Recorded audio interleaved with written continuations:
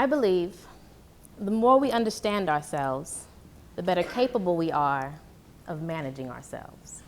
Let me say it one more time just to make sure you're picking up what I'm putting down.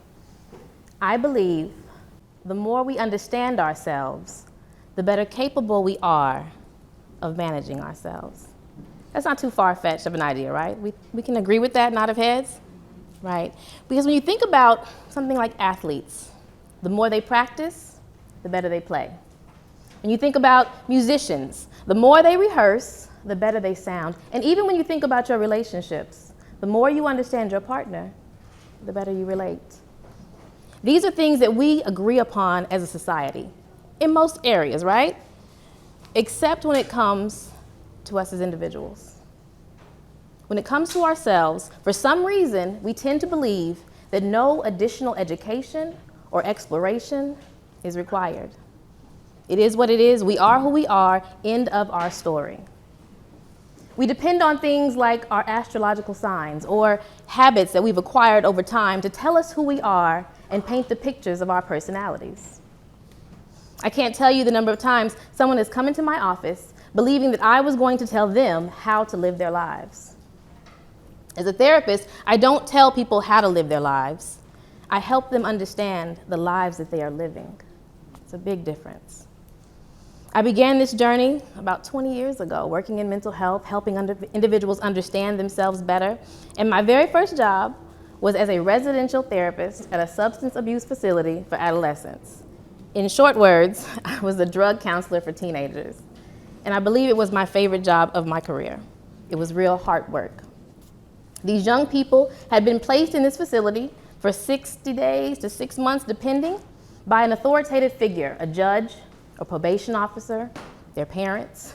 Someone had deemed them unable to behave on their own and they had to seek help. Now, this particular facility is what we call a therapeutic community. And a therapeutic community basically means that everything that happens within that community is important and intentional to helping the individual change. Every single piece. When you think of rehabs, you may think of a cold place where we're really just talking about don't do drugs and substance abuse education. And while that was part of it, the more important part was helping them understand themselves. These young people had been stripped from their homes, their social lives, and most importantly, their favorite coping tool, the drugs. I was fresh out of college, all the information in my brain, and I was ready to help them change through the therapeutic processes that I had learned about in school. I did not anticipate the level of resistance I would receive because, again, they didn't want to stop using the drugs. And so this therapeutic community is set up in such a way that instead of drilling into them the dangers of drugs and how drugs would kill them or send them to jail, it sparked curiosity. It was designed to make them think, how did I get here? Asking questions like, what was it like in your household? How does it feel to grow up in your family? If I went to your high school and asked your peers about you, what would they say? And my all-time favorite was, what's your favorite song? If you ever want to know more about a young person, ask them their favorite song. Go through those lyrics line by line and try to understand what resonates with you. What makes you feel something? What does this song remind you of? We have to spark the curiosity. So in this position and in this role, it was my job to help them see themselves, not to just make them abstinent from drugs, but to help them understand why they started using drugs to begin with. This is called introspection. It is the examination of your mental and emotional processes, understanding how your thoughts lead to your feelings, and your feelings lead to your actions. We were giving these children the opportunity to tell their stories, to explore their stories, and understand themselves in ways they'd never ventured possible before. No one asked them any questions. They had just been telling them, stop doing drugs, stop doing drugs, stop. No one asked, what are the drugs helping you with? Why are you using the drugs? There were no questions. There was no curiosity. And so my thought today is that curiosity is what provides change, because introspection leads to awareness. We've heard of self-awareness before, right? Awareness is the ability to understand who I am. So first we introspect, we examine, we explore, and from that, self-awareness is produced.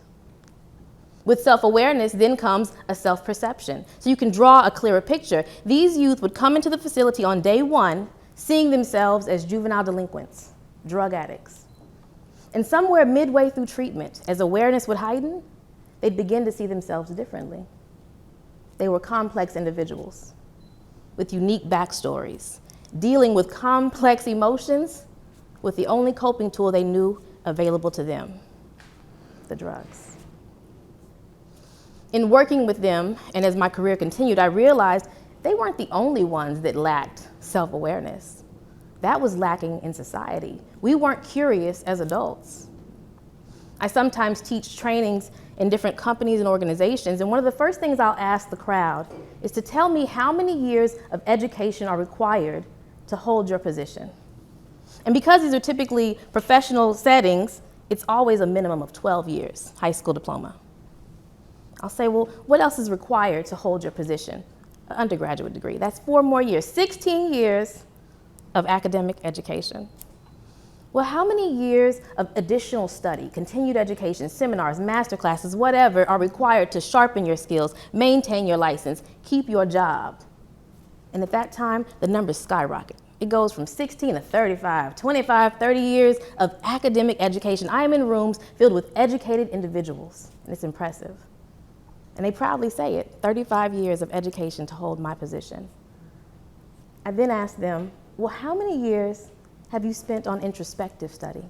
Anything that is specific to you and understanding who you are as an individual. Any guesses on what that number looks like? The room typically goes quiet.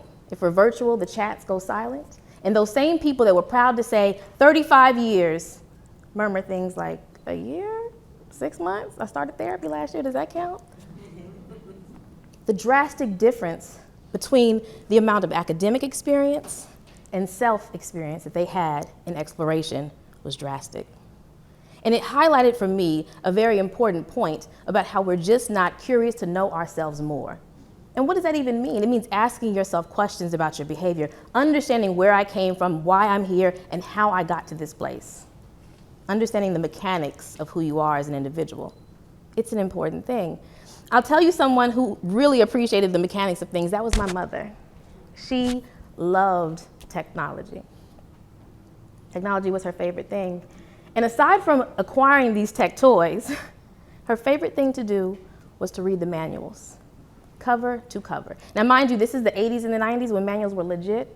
Manuals used to be 20 and 30 pages. They weren't these little pamphlets or QR codes you see today. They were legit manuals, and she would read them cover to cover religiously before she touched anything that she had spent her money on, because it was valuable to her. She didn't want to mess it up. She didn't want to malfunction anything that she had paid for. And so it was important. In the late 80s, maybe, I guess 89, 90, I got my first tech toy from my mom. It was a Nintendo NES.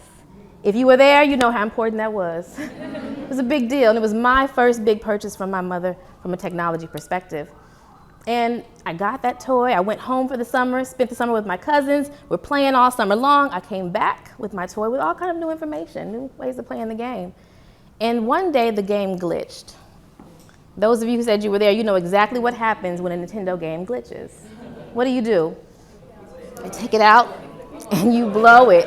And that's exactly what I did. The game glitched, I took it out, I blew it, put it back in, felt like a genius. And my mother saw me for the first time and she said, "Excuse me, why are you blowing in that cartridge that I've paid for?" I said, "Well, Mama, that's what you do when the Nintendo messes up. You have to, it's the wrist and a little bit of mouth spit that does the trick."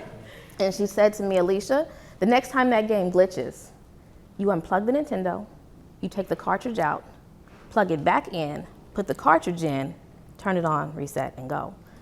And I was like, I'm gonna try it, but everybody knows that it's the blow that makes the difference. And so sure enough, the game glitched again, and I did exactly what she said. I unplugged the Nintendo, I took the cartridge out, plugged it back in, put the cartridge in, and it worked without spit. Can you imagine? And in that moment, what I realized is that while both of us knew how to operate the machinery in our household, only one of us had a higher functionality.